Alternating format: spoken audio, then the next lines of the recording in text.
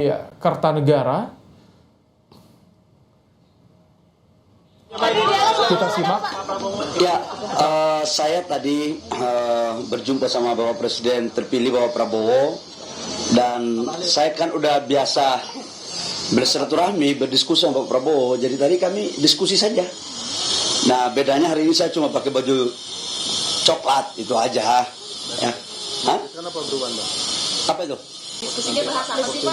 Ya, bahas banyak hal menyangkut dengan urusan bagaimana kedaulatan terhadap sumber kekayaan kita. Ya biasa, seperti biasa ya. Gitu ya. Hah?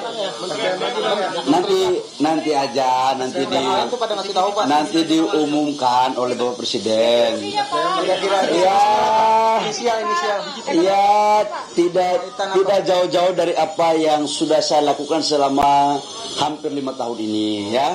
Katanya Pak Ahok tetap Kemenko Perekonomian ya, Erlangga. Saya kebetulan yang punya hak prerogatif adalah Bapak Presiden Prabowo.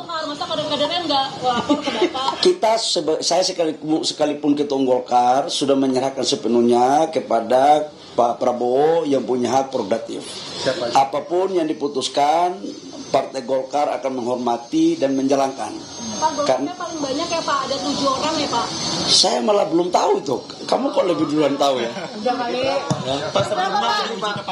Berapapun yang diminta untuk menjadi anggota kabinet, kami serahkan semuanya kepada Pak Presiden terpilih. Siapa aja Pak namanya di store? Dan memang mungkin dalam penilaian Pak Prabowo, kader-kader Partai Golkar saya pikir layak dan sangat layak dan pantas untuk kemudian diikutkan bersama-sama dalam pengabdian kepada rakyat bangsa dan negara. Setuju berarti Pak?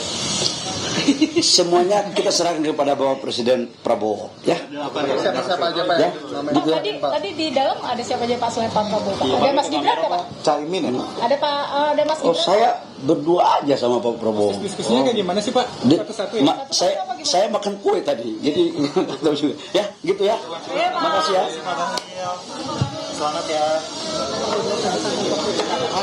Ketua